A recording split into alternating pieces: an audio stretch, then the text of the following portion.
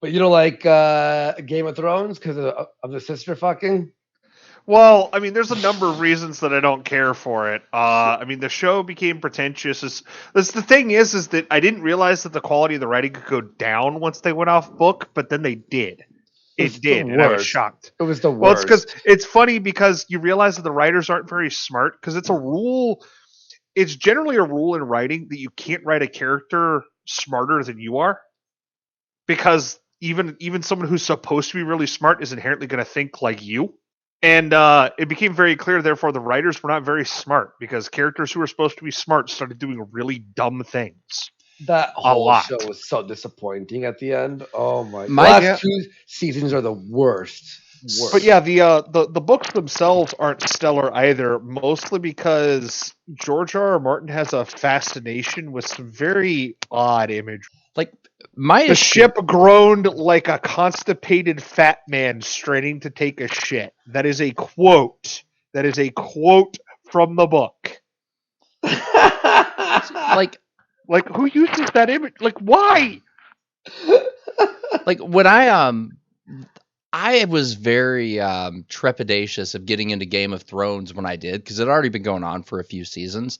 Mhm. And don't get me wrong, I got into it and I enjoyed it, but I quickly realized what the issue was going to be with the show. I'm a guy that dabbles in a little bit of storytelling, a little bit of writing myself, like Mhm. understanding stories and story structure and stuff. That's my jam. That's my bit. Some Joseph A. Campbell shit up in this house.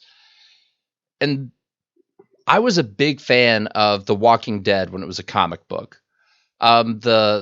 The original author and artist are both guys from the bluegrass state. It's my hometown. They're both guys like from Central Kentucky. It's a region very close to my heart, and I really enjoyed it. But like the book ran for a long time before it ever became a long running TV show. It was like we're adding all these layers to the narrative, but we're not moving any closer to a conclusion. And it's what a lot of people call narrative bloat, where you're adding all this complexity to the story, all these twists, all these turns, but there isn't a clear-cut goal. There aren't victory conditions in this story. It's just people living and dying. Like in the most awful ways possible. Well, that's why and not every writer will agree with this, but I think the most important thing as a writer is you need to write with an ending in mind. Mhm. Like, you need to know what your ending is. I mean, Roscoe and I are huge fans of the anime One Piece, and one of the things we absolutely love about it is that from very near the beginning, Oda, the guy who makes it, was like, yeah, I know what the ending is. I've known what the ending is for a very long time. And that's reassuring. Not because we think the ending's written down somewhere, we can go like break into his house and find out what the ending to the show is. But more importantly, it's that he knows where this whole thing is going. Right. So it's He may going not know all somewhere. the steps on the way, but he knows where it is going. He knows what the end point is, which means that it can only twist and turn in so many different ways, and it's going to end. You can't just have a story that doesn't end. The never-ending story is actually a horrifying concept.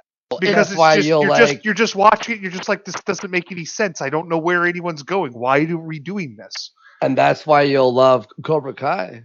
Well, one of the One Piece has become like as far as something created by one person, the longest running narrative in human history. And before One Piece took the crown, the owner of that was a guy named something Sims, and he wrote this story that started off as a ripoff of Conan the Barbarian, except with an aardvark called Cerebus. And this is it. It ran for a really, really long time, but this guy didn't have an ending in mind. He didn't have a goal in mind that this story wanted to tell. And that's one of the things that you get, like when you know what it looks like when your protagonists win, it keeps you on the correct path. Like, you're not going to do things like, murder the most engaging character in the series at like the end of the first episode just to hook people in. Like, how many people got hooked into Game of Thrones because Ned Stark died? Like, oh my God, this show's breaking all the rules. Well, Yeah, I was sort of Well, annoyed when he died. you would have believed that they were breaking all the rules if they had cast anybody other than Sean Bean.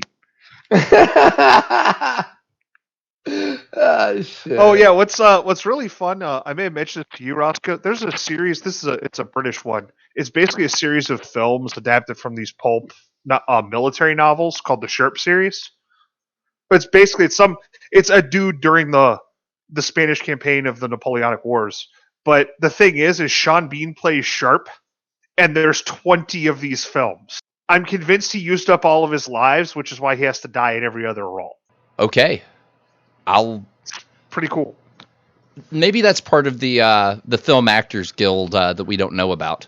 Yeah, it's there's rules. There's secret esoteric rules for filmmaking. We know who runs Hollywood. There's weird esoteric magic going on with everything, man. Yeah, but I mean, like, I know for myself, when I first saw, like, old Ned Stark get his head chopped off, it was so shocking. It was unreal. I had to see what was going to happen next. And eventually I got to such a plateau with that show. And the same thing happened with Breaking Bad. Like with Game of Thrones, when who was that weird Spanish bisexual guy who got killed by the mountain? Oh, yeah, the one with like the sword fighting, right? Oberyn Martell. There we go. Like, I actually liked that dude. I thought he was really charismatic and fun. Is not bisexual in the book. Just clarifying. Very cool.